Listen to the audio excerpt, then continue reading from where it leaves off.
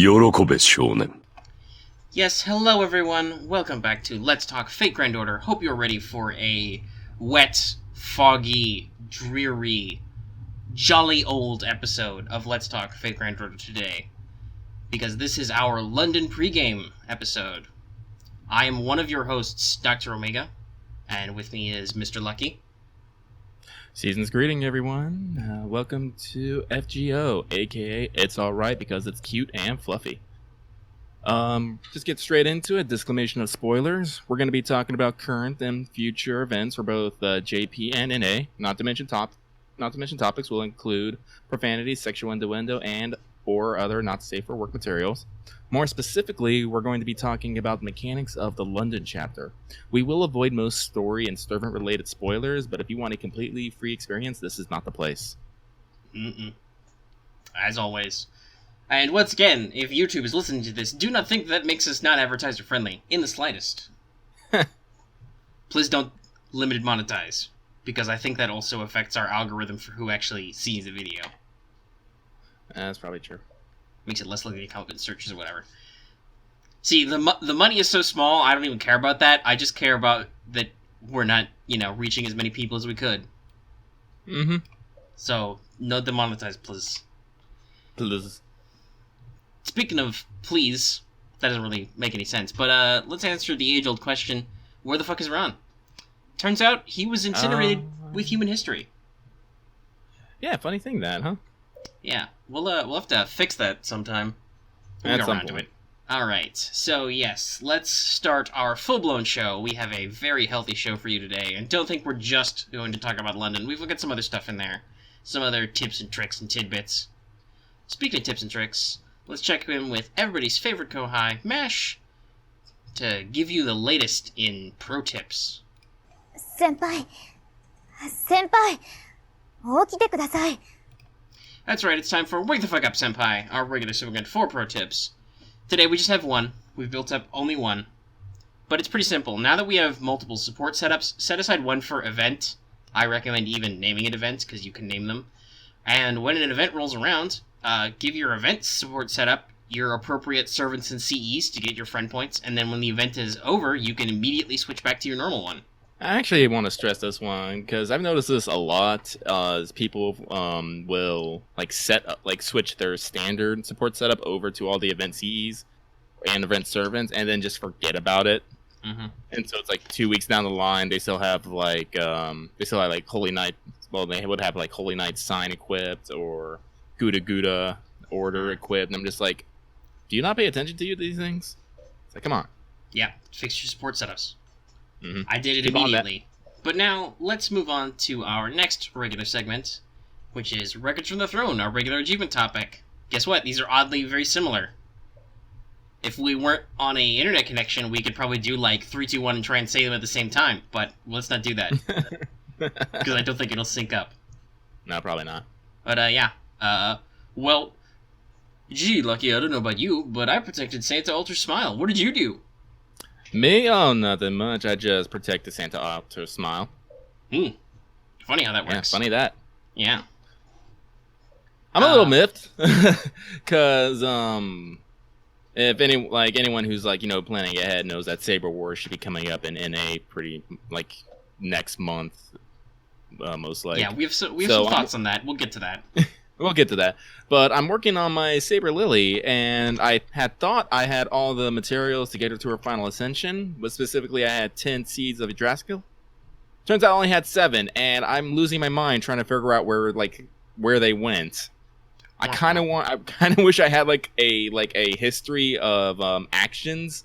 It's like, yes, you spent this doing this, because I am honestly genuinely confused of where, because I bought out all the seeds in the event store, which is 20. So apparently 13 have vanished somewhere, and I don't know where. Skills, probably. If you do that. Yeah. I know I did upgrade a bunch of skills, but I don't think I would have spent more than I needed to get Lily to that final ascension, because that's my go-to thing right now. I don't have to worry about that. I did that weeks ago. Months ago. Yeah. It's me kicking back. That's my kicking back voice. But no, seriously, also, yeah. Guess who my headliner probably in my all slot is gonna be? Is gonna be my currently level 70, probably as we get closer to Saber Wars, level 80 Saber Lily. I'm not spending any grails. That's a little too much. But count on your old pal Omega for all your Max Ascension Saber Lily needs. Alright, so that's our records from the throne. I don't have an announcement to make regarding Altera yet, but I'm working on that floor. That'll come up in Saber Wars as well. I'm working on it, though. But let's move into our skeletograms, check in with our favorite neighborhood news source, literally skeletons. So here's the big one. We'll start off.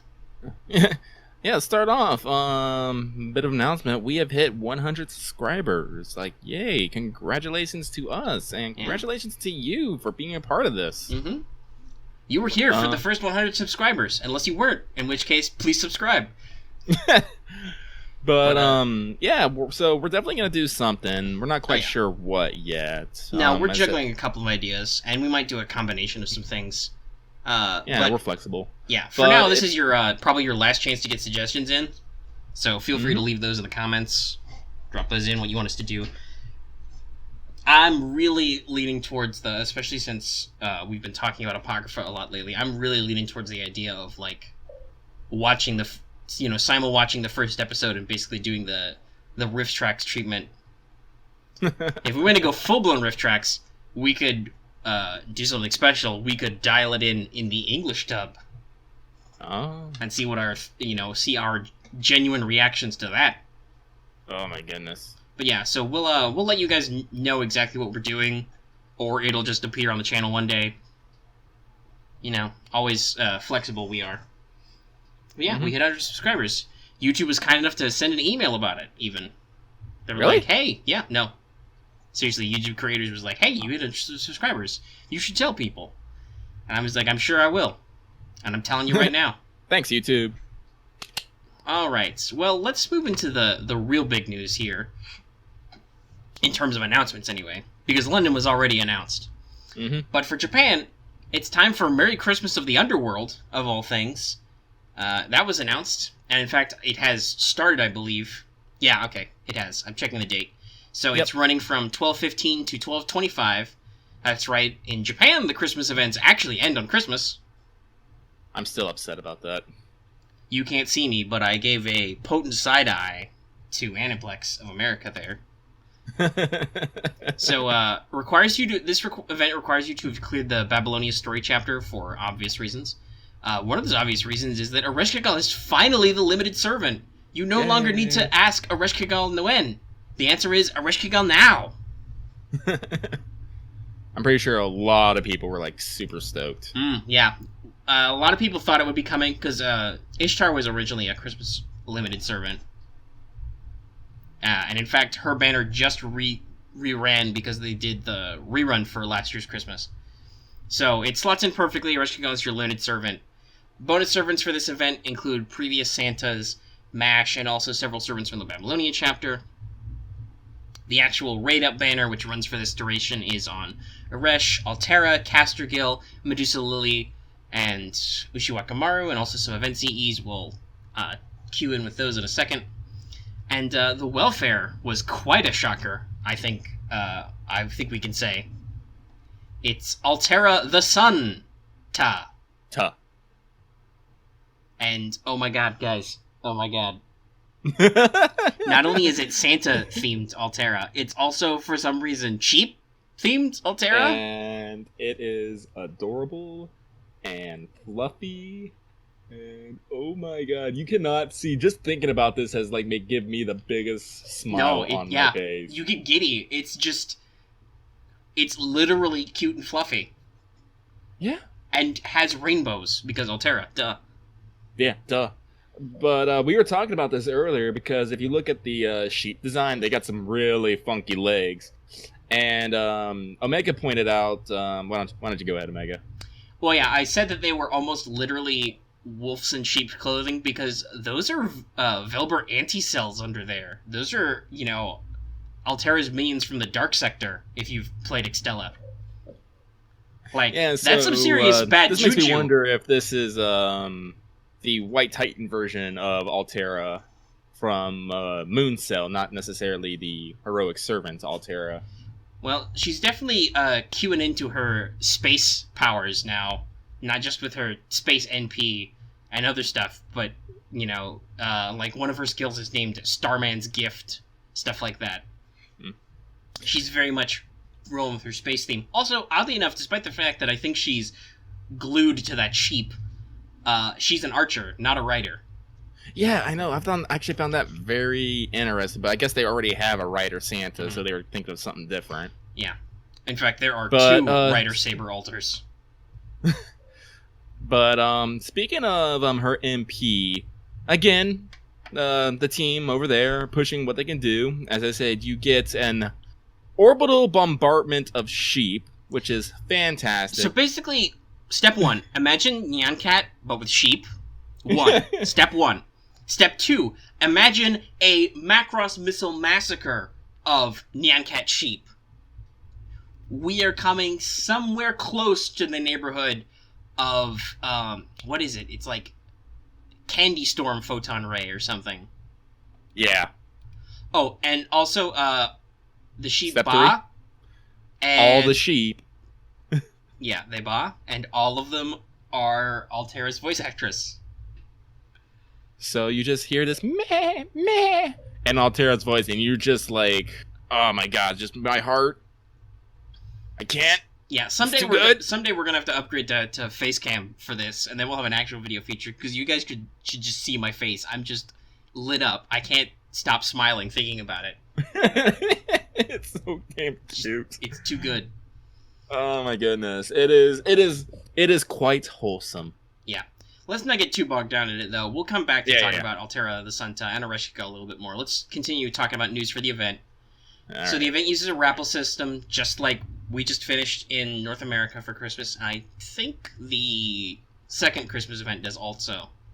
So it's definitely a Christmassy theme, is the raffles. The primary rewards are Sunta Ascension materials, her exchange ticket. In fact, you actually have to get the 4 Ascension material grand prizes before her exchange ticket, which I thought was kind of interesting. Event currency is in there as well. Oh, and bonus mats, skill gems, EXP, apples, etc., etc. All the usual stuff we just did.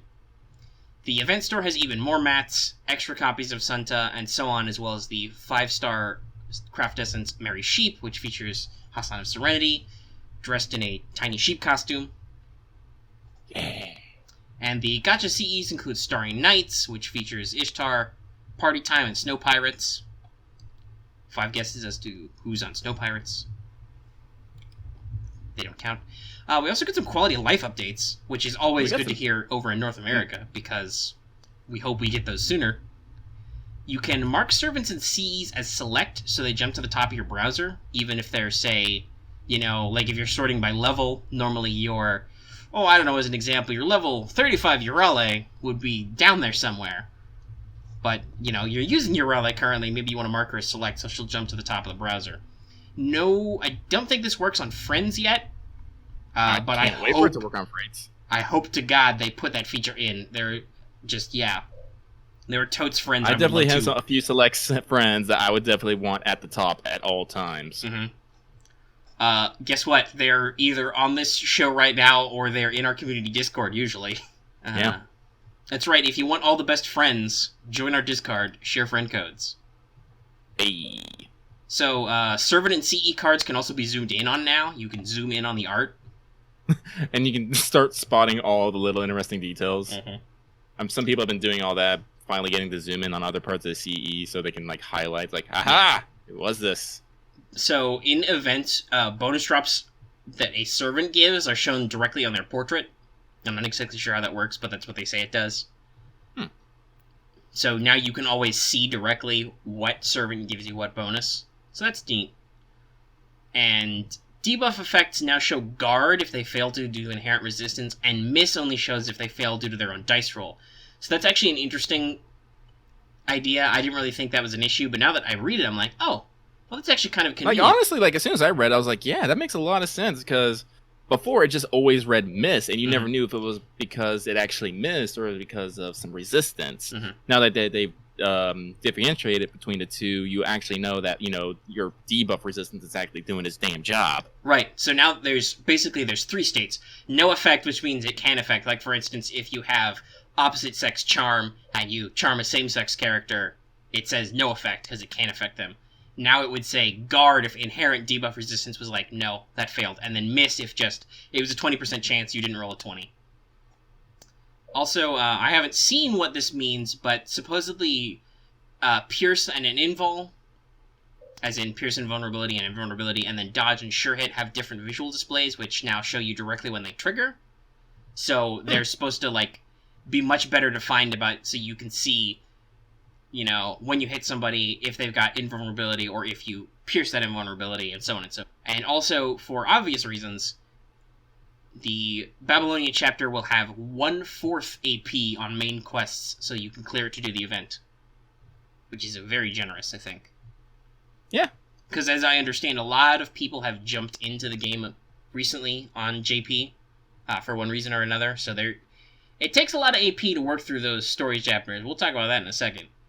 But the 1/4 AP drop, that's really good for something that's required to take place in this event.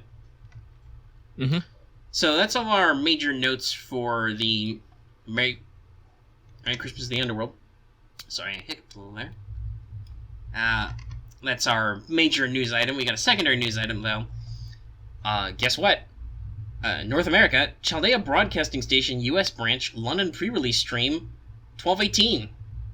Yeah. So this is basically the US version of what they do in Japan before they release chapters. They have Chaldea Broadcasting streams. So, as far as we know so far, the guest/host will be our guy, Albert Cow, the head of localization for FGO at Aniplex US, and Erica Mendez, who is MASH and Jack's, actually, English VA. Fun fact, I actually saw this, I can't remember, I think it was on the Facebook, but they're actually taking requests for a MASH line, so that, and she's gonna basically read them in MASH's voice on the air, so that could be interesting. Could be fun. That's something that happens a lot on the Japanese streams, too, because I think all of the people who are involved are voice actors also. Probably. And they've said that there'll be some kind of special surprise, don't know what that is. Yeah, originally I thought it was going to be the Mystic Codes being announced, but they actually did that in the London. Yeah, when they actually did the So I'm hoping for like news rollout. Some gems, you know, who doesn't want gems? Well, we've already got, 10 coming from the pre-release on Facebook. And now, if they want to give us more, if they want to be like, thanks for tuning into the stream, here's 10 more, I'm okay with that too, but I'm not sure they'll stack them on. My guess at this point would be animation updates finally, because there's been some concern about when we're going to actually roll those out. Now's probably as good a time as any. Also, please, animation updates. Yeah, the way that they're timing this is basically, if I remember correctly, it's not... the stream's not going to end when it goes live. It's going to end when maintenance starts. Yeah, basically. Right. So, and it's basically, time. If they were to do like something like announce animations, they basically just throw it into go straight into maintenance, and when we finally get it, but that'll be interesting. We'll definitely be tuning into that. And if you want to hear our live comments on it, you probably should join our community Discord, because I'm sure we'll be talking about it when it happens. But anyway, that's fun. That's really good that they're doing that. That's a nice feature, and I know that Cow talked about how he wanted to do some streams and stuff in like interviews and so on. So here we are. We've cleared our skeletograms. Now it's time to enter Chaldea Free Talk and start our pregame for London, which we were just talking about the announcement stream of. Yeah. So I'll get straight into it, everybody. Welcome to Chapter 4 of Fate Grand Order. Our destination is 1888 London, capital of England and location of Clock Tower, the Mage Association's headquarters. And the subline for this singularity is the City of Demonic Fog. Now, for the yeah, without even any kind of time shenanigans, that would be accurate anyway. Yeah, London was definitely a city of industry, and its location definitely attributed to that. Let's see here. For the main story, you can expect 13 chapters with AP cost between 17 and 19. And while some of these chapters will only have one section, you can expect quite a few to have at least 4 or 5. If you're planning on getting through this chapter quickly, expect to drop an apple or two. That's not a problem. We're post Christmas. We're post several events that gave you a lot of gold apples, so I'm expecting you should have a couple. I think I might still have over 50. I think I have over 30, so... Because I have, for like farming and stuff, I haven't been using gold apples. I've been using all the shitloads of bronze and silver apples I have. Yeah, same. I think I still have a couple, actually. I should use them. I still have some of those too. But I have quite a lot of gold apples because I didn't get around to using them. This reminds me of what I think we heard from the community and fans like right away when we started the show, was people were like, oh, don't worry about gold apples. They'll be falling out of events all too soon. And we were like, but we want apples. Now we're here. Now. We have apples. Yeah. As with all the main chapters, you get a NPC, and your friendly NPC guest server for the majority of this chapter is the one and only Massive Daddy Issues, Saber of Red, the Knight of Betrayal Mordred. Those non-JP playing Keeping Up with Fate Apocrypha will recognize this blonde Fade Watchboard Tsundere Moe, but it will be her first appearance in the game, though thankfully not her last. Coming in fashionably late will be Hans and Billy Shakes, aka Shakespeare, hey. as well as New Blood, Henry Jekyll and Hyde, an assassin with a twist. We'll let you find that out later. He'll also be the completion reward for this chapter, so you will not miss out. Yeah, he'll be your token 3-star you get at the end. Mm-hmm. Which will be pretty interesting, because while Christmas taught me to appreciate some of Jinkei's skills a little bit, I'm still not super fond of her from a mechanical standpoint. Especially since her NP damages herself. It's a bit of a bummer. So I'm hoping that Jekyll and Hyde will be an interesting quote-unquote assassin niche to fill. Mm-hmm. Also, you were too busy reading your notes, but Mordred told you to shut up back there. You should watch yourself. I was on a roll. I can't stop this. But also new to this chapter is going to be a couple new enemy types, and with new enemy comes new material drops. AKA, first off, holy shit, thank Christ. It's all yeah, the a lot of people have been waiting for this. After Meteor Horseshoes and Snake Gems, now we're in the, oh my god, here's all the other stuff I need. Finally. Yep. Yeah. First off, we have the Assassins, the Automata, Living Doll, Killing Dolls, which will drop Infinity Gears. Following that, we have the Lancer, Proto-Homunculi, and Homunculi, which will, of course, drop Homunculus babies. Then we have the Saber, Helter Skelter, which will also drop Infinity Gears. And finally, we have the Spellbook, Firebook, Icebook, Thunderbook, Windbook, Grimoire, which will net just Forbidden Pages. As I said, a lot of people, I think this is what covers basically the rest of the basic materials. We won't really be needing any more variety. At this point, the only new drops we will get will be immediately tied to new servants. Yeah, because there's still plenty of materials out there for other servants, but I said at this point we have finally caught up to being able to farm what we need. Thank God. Though I gotta say, I've never really gotten a lot of horseshoes out of the one horseshoe free quest. Centaurs are stingy, man. Yes, they are. And let's see, in the spirit of not giving away too much here, I won't name what servants you will be fighting, as in their names, but instead I'll give you their class. Yeah, this is something that Epic of Remnant actually does intrinsically. Enemy and friendly servants will use their class and/or an alias. For example, we talked about with Salem, Kirke was Caster of Okeanos, Sheba was Caster of Midrash, etc., etc. So that's something that the game actually incorporates later. Mm-hmm. So that's kind of neat. Yep. So expect to be doing servant battles against an assassin, a saber, 4 casters, an archer, and a lancer. And not to mention there will be a very surprise at the very end. As I can't really give anything away on that.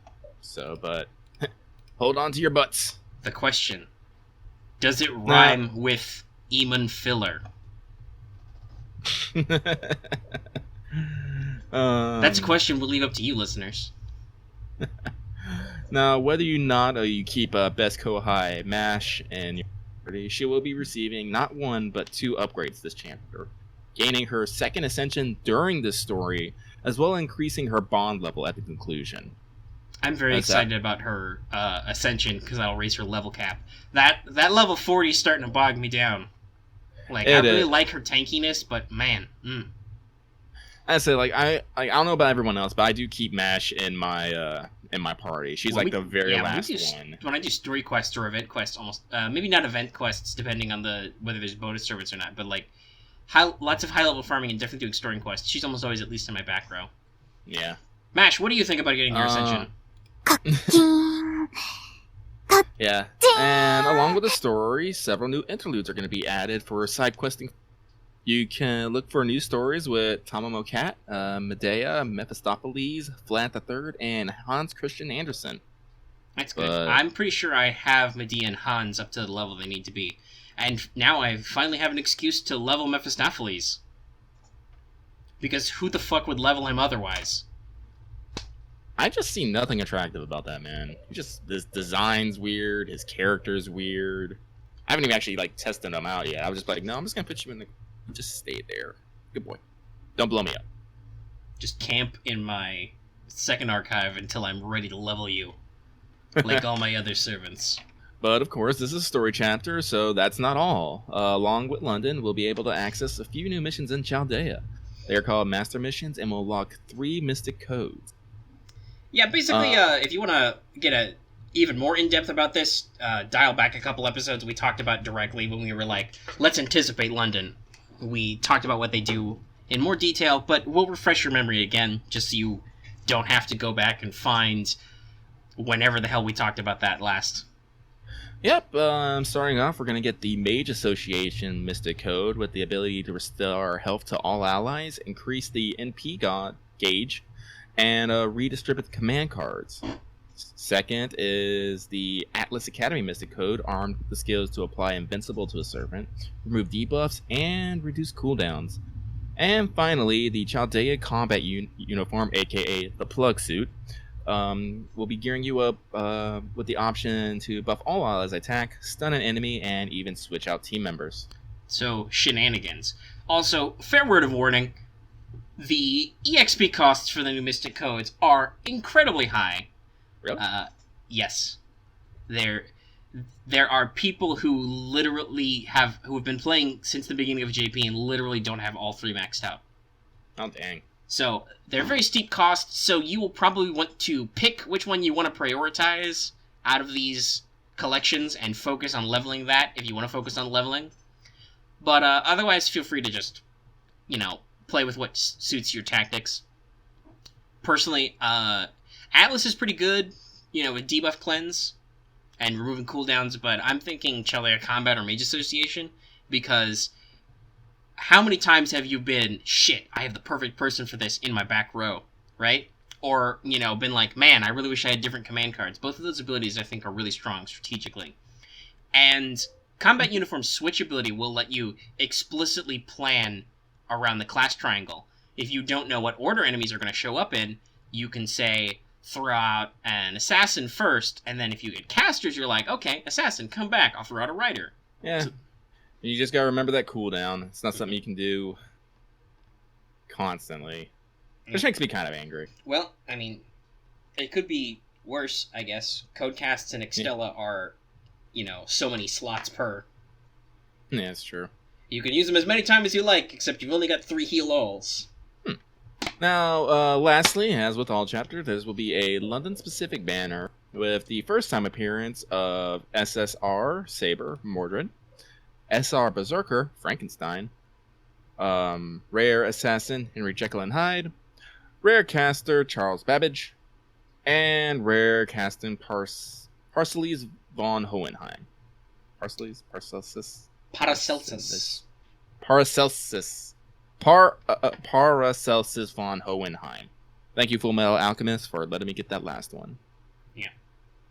In addition to the servants, 3 new craft essence are available. The super rare 500-year obsession.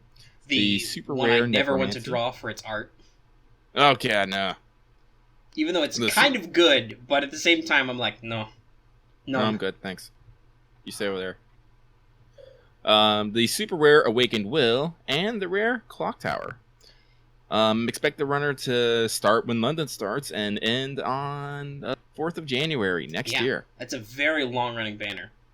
So we talked about Saber Wars earlier. That would put you at January 5th, which would probably be an ideal slot to just drop in Saber Wars like right away. That's, exactly a certain number of weeks after the latest movie came out. And generally, you have a perfect slot in. However, there is also a Part 2 banner to London explicitly. We know this. That'll cover Archer Tesla and Lancer Artoria Alter, who, by the way, Lancer Artoria Alter is story locked, so her rate up is a great time to throw some tickets or something. I'm kind of hoping that actually that one does start a little bit later, like closer to January, so we can, do the rollover for tickets. But that'll also be in there somewhere, so I don't know if they're going to do like what they did with Okeanos Part 1 and 2, where those ran concurrently a little bit. Like after maybe like a week of London, they roll out the story-locked one, or if that'll start at the end, because that's what happened in JP. We'll see there. There's definitely some range in there. Mm-hmm.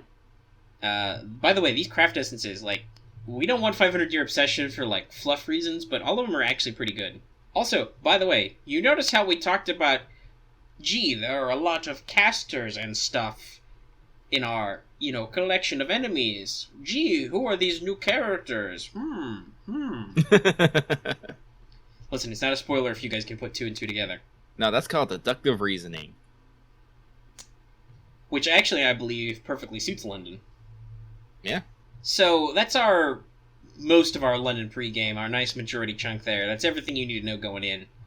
There's new drops, there's new servants, you can get lots of quartz, because that'll be so 13 story chapters, assume 12 of them drop quartz, because the last one always drops a Holy Grail. And then double that at least for free quests, if not more.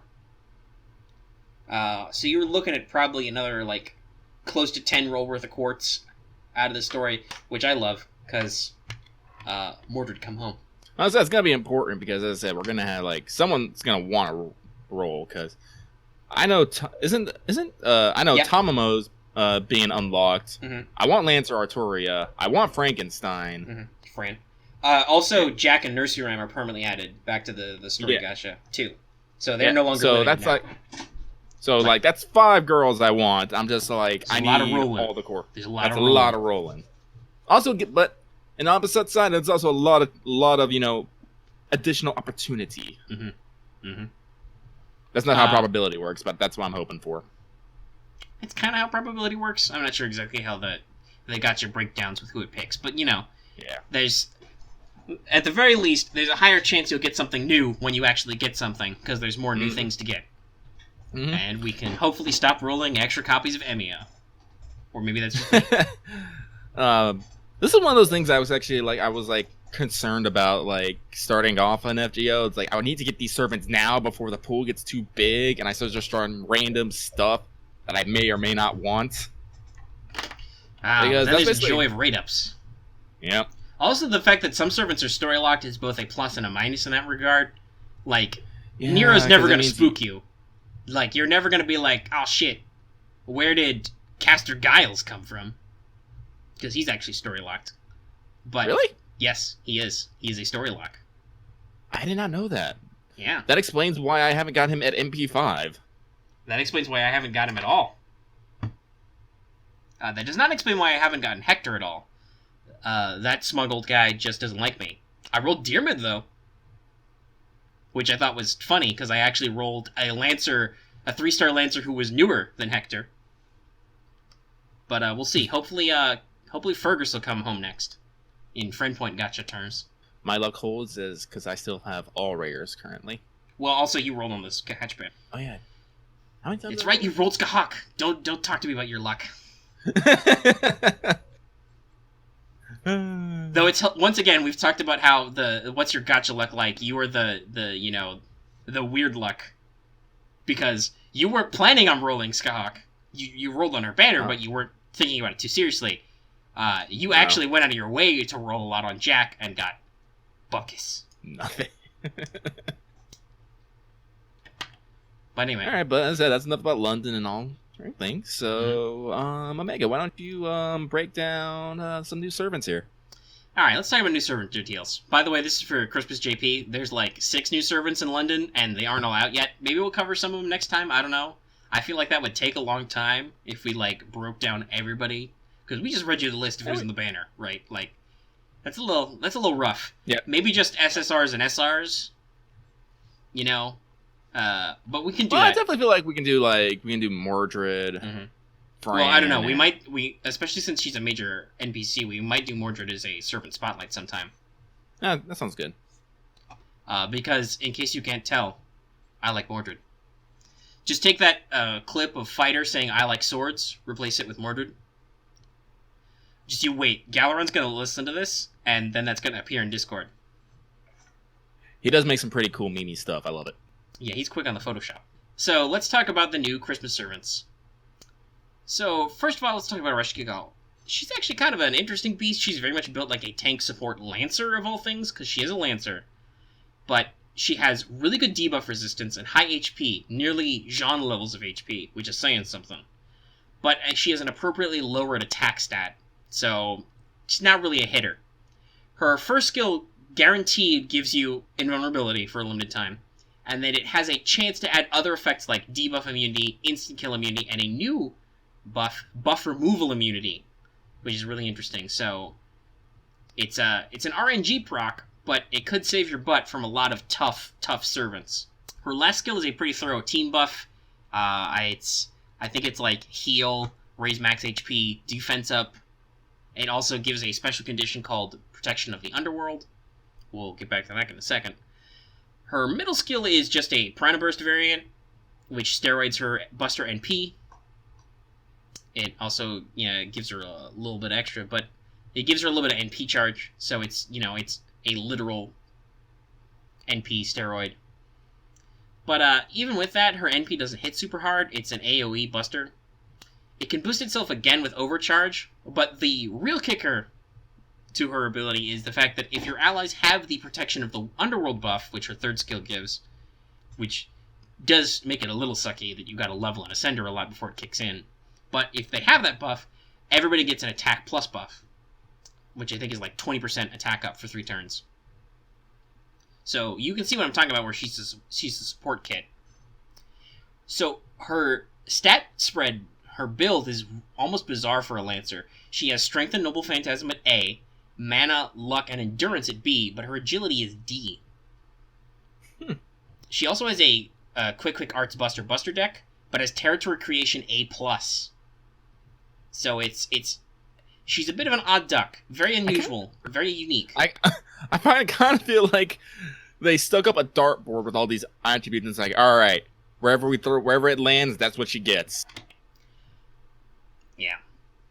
Because it's kind of it's not, I wouldn't say it's all over the place, but it's definitely it's unique. Different from Lancers. Lancers are usually the fragile hitter types. The only one who's, fucking invincible is Karna, and that's very specifically because of his Noble Phantasm, which you can't even use in FGO.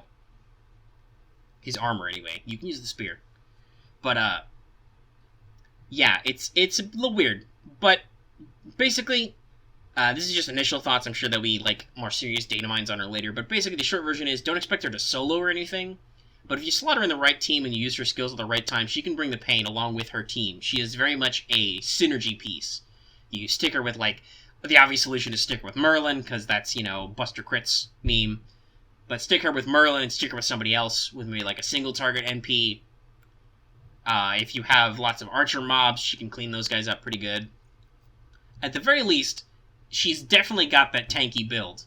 You can probably stall some stuff to boost some allies with the way she's set up. So it's very interesting. Obviously, immediately people have been like, oh, she's not incredibly broken and destroys everything, trash. But I don't think that's right. She is not, oddly enough for the goddess of the Underworld, she is not a servant which kills things. Usually she is a servant who will, chip away at things, and especially with the way her attack buff works, and the way Buster Chain works, you definitely get the feeling like you use her NP to start off an NP chain with some other servants behind her, right? Like, Lucky and I have talked about Martha, the Rider version's Noble Phantasm. It doesn't hit as hard as we'd like. Aresh is kind of on a similar level. I think her stats might even out to be slightly better because she's an SSR, but it's a similar kind of thing. Mm-hmm. But instead of just throwing that, defense down buff in there, she can steroid herself up a little bit, and also it's an attack buff on the back end for the rest of the team. Now, Altera the Santa is a straight-up different animal, and that's not just a pun. Her stats take a hit over her SSR version, though her mana and NP are up, but her other stuff like strength and whatnot are down a little. But she's got some great setup for passive skills, and she's very much a crit-focused archer. She joins the EX rank Riding Club. I guess space stuff falls under that, but that's a huge boost to all of her quick cards. She has Divinity B for plus damage, and has a new passive skill called Decline of Civilization, EX. It's her version of Independent Action to buff crit damage. It's not as good as the actual Independent Action skill. At EX, it's like 10% crit damage up. Characters who have EX Independent Action, which is Summer, Rider, Saber, Alter, or Maid Saber Alter, she has Independent Action EX, and she's at like 12% crit damage up. Very interesting. But, yeah, that buffs her crit damage. Her first skill is a party NP charge, which buffs Star Generation. Her second skill is a variant of her original Tactics skill, which buffs NP, it does NP up, and also increases crit damage for the party, in case you don't notice the theme here. Her third skill, though, is a doozy. It's her variant of Crest for the Star, which has like a special name, which I didn't write down. But basically, for 3 turns, it gives Santa Altera Pierce Invulnerability, higher defense, and better star absorption, which is a great key-off to the rest of her skills. But after the 3 turns, she is then stunned. So you really gotta think about when you want to pop that. And she caps it off with a single target quick NP. Everybody loves to hear those words. Which, by the way, complements her Quick Arts Buster deck nicely, which has a high hit count, high damage. Oh, and its overcharge effect is just gain crit stars, to the tune of plus 40 stars at max overcharge, just for doing it, let alone for actually generating them. Now, obviously, it's going to be a while before she actually gets to the game, but I feel like it's fair to say that, at least star gen-wise, I think that Altera the Santa is basically the Jack of archers. Like, seriously, max overcharge, which is possible because she's a welfare. You get plus 40 crit stars, without even any of the other buffs she can throw in there, and actually hitting a single target. It's nuts. Alrighty. Alright, what's the time looking at, Omega? We're at about 40 minutes on the mission clock. Alrighty. We got a little time. We might even need to make some time. Okay. Alright, so... how do you want to handle this? You want to just jump into CE Spotlight? And then we'll see where that takes us time-wise? Yep, CE Spotlight, we're going to go with another SSR here. This one is one that everyone knows and everyone wants. The one, the only, Kaleidoscope. Also sometimes called K-Scope for short, because people don't want to spell and or say Kaleidoscope, I guess. Well, I can understand that. I can say Kaleidoscope, but if I would just try to tell me to spell it right off, I'm going to fail miserably. Yeah, the vowels are a little... Yeah. Everybody loves vowels. Like you're trying to spell it like it's like Kaleidoscope. Kaleidoscope. And it's do-scope, not like da-scope or do-scope. Do-scoop. But, it's Crap Essence number 34. As I said, it's an SSR, so 5-star. It boosts your servant's attack, starting at the base of 500, ending at 2000 at max level of 100. which means 5 copies. And the thing about that though is there's some people out there who just can't get one, and the meme was born. Just one. Yeah. Nope. But why do people want K-Scope so badly? Well, guess what? Kaleidoscope's got a very simple effect. Very simple. The servant starts the battle with 80% NP charge. You read that right, 80. That means that 80%. A single arts chain will cap you at 100. And lots of servants can gain that with real quick arts chains or whatever. But most that's just yeah, that's just the regular version.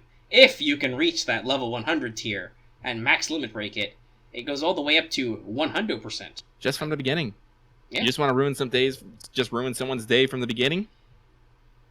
So yeah, farming pro strats is like Kaleidoscope's on Berserker Lancelot, because he's got a really heavy hitting, AoE NP for farming.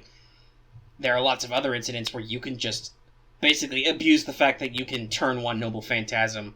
Lots of servants have, certain casters or other characters have Arts Noble Phantasms that you can chain, so you can spam them, like Rulebreaker or Hans's NP, which is very German and I don't feel like trying to say right now. The translation is a story just for you, so we'll say that. But that's really easy to spam. This lets you start off right away. And it's great. It's a great CE to have. Which is why some people are so annoyed they don't have it. Yeah, you say that as soon as I say, I got 3, so I'm 2 away. Honestly, some people actually advise against ascending and just say keep separate copies.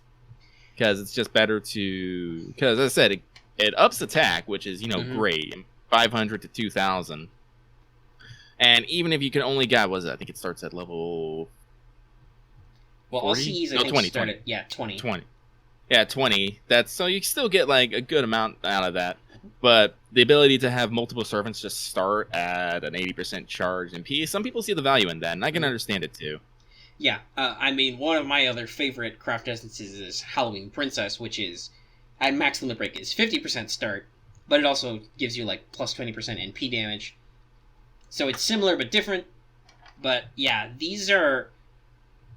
The NP gauge is pretty critical to lots of strategies. Noble Phantasms. Some servants can do without needing to ever hit their Noble Phantasm, but for big fights, you almost always are planning on that Noble Phantasm action in there somewhere. So, CEs like Kaleidoscope really let you play around with that and plan for it, especially if you get the max limit break, you can be like, yeah, I've got it, it's here, it's done. Yeah, good time. See, now the craft lore on it says, the Grand Magister of Magic.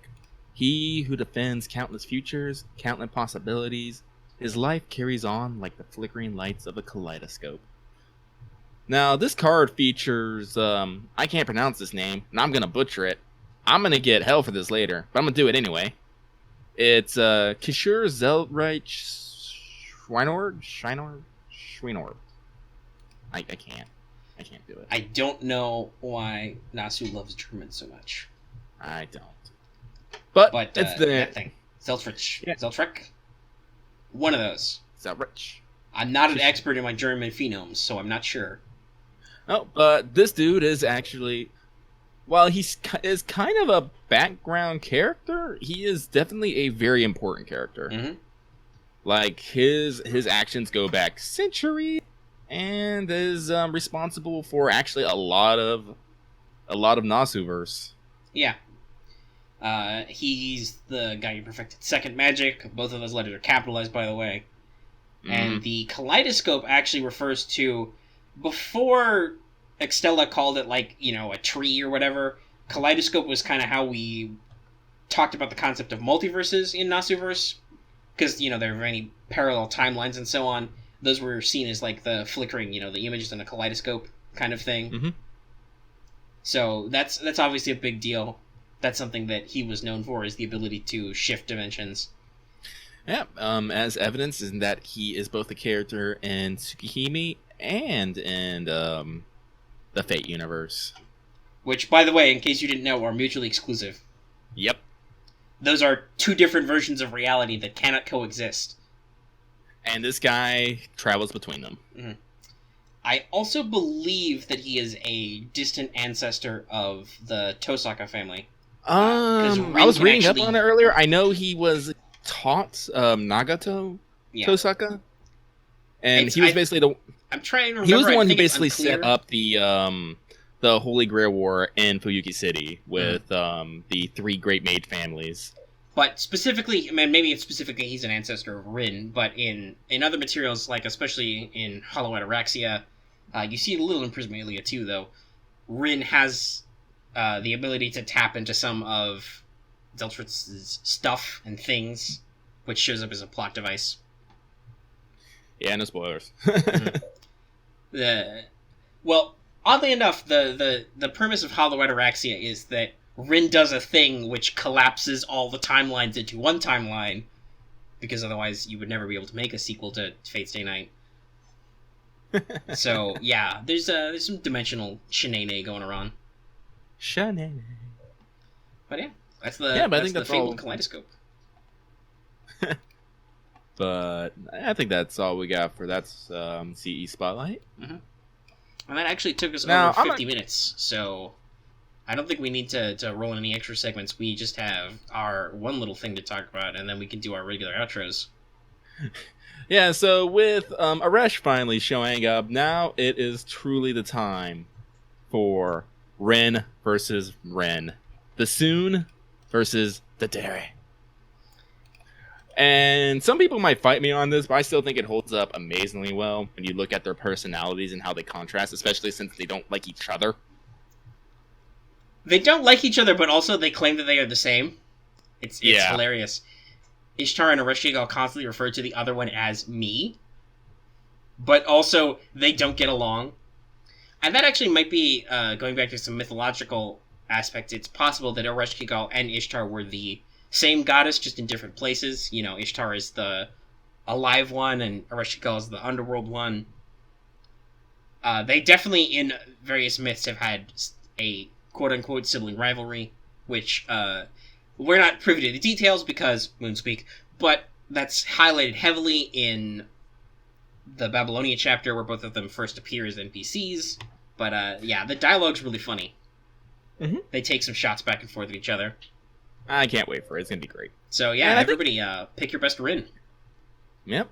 Yeah, remember Ishtar represents Rin's body, while Eresh represents Rin's soul. And meanwhile, me and my Extella over here is just wondering, so who got mind? Snaps. Yeah, let's see. Are they gonna continue the parallels?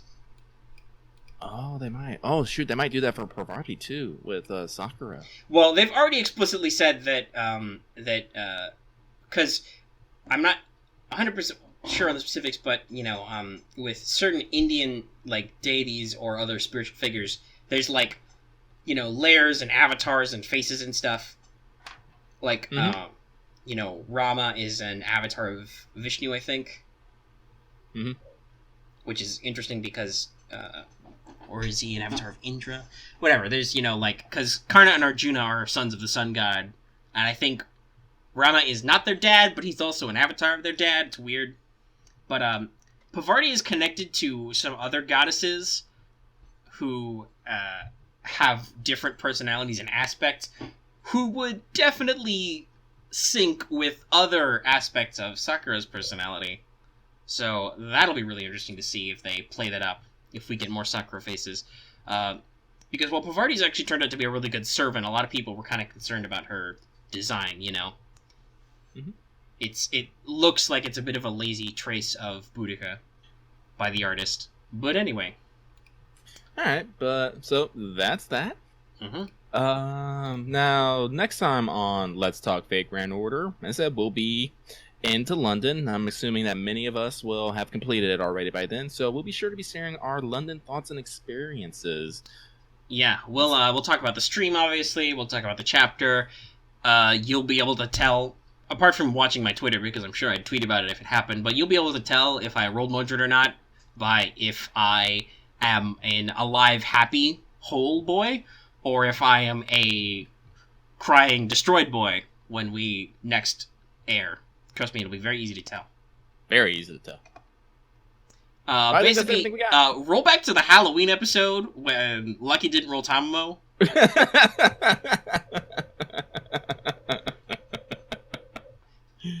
I was so upset. We'll just take the footage and we'll redub with me. I'll have to match the flaps. Hopefully, everybody who is listening to our show about anime waifu mobile games understands lip flaps. If you don't understand lip flaps, leave a comment down below. Speaking of which, we are now almost at an hour, and it is time, I think, to close out our episode. Sweet. So, if you like this episode, please give it a like. We love likes, and we get lots of them. We also love dislikes because they make us laugh. That's right. Your scorn is literally funny to us. But in a bit of constructiveness, if you do have a get dislike, tell us why. That's right. And you can tell us why in the comments down below. And if you have any other comments, anything you want to say about anything we said on the episode, future topics, anything at all, just want to tell us, hey, good job, guys. We get a lot of those comments. We like those comments, too. Go ahead. If you want to give me shit because I can't pronounce anything, go right ahead. Yeah, you didn't get as much as we thought you would for last episode. But it was still funny. Yeah, well, maybe it's because it's the pain that everyone realizes at some point. Yeah. But obviously there's that. And of course, if you want to talk to us constantly, you want to join us in, you want to get all your latest advanced advice from all the hot JP players as it happens, and also cue into all our spicy memes, be sure to join our community Discord. There's a link for that down in the description as well. And of course, if you are new to the channel and you have not already, please subscribe. I don't know what our next big milestone of subscribers is, but we're going to get there someday too. I say either 200 or 500. I think 500 is probably more reasonable scale-wise, but I don't know, maybe YouTube will send me an email at 200. Let's get to 200 subscribers and find out! Yeah! And of course, there are other ways you can support us. Those are all down below in the description. Everyone, it has been a wonderful time speaking with you. And remember, we will have the Holy Grail War on the beaches, and in the streets, and wherever we need to. Especially if they make Lolly Hitler servant.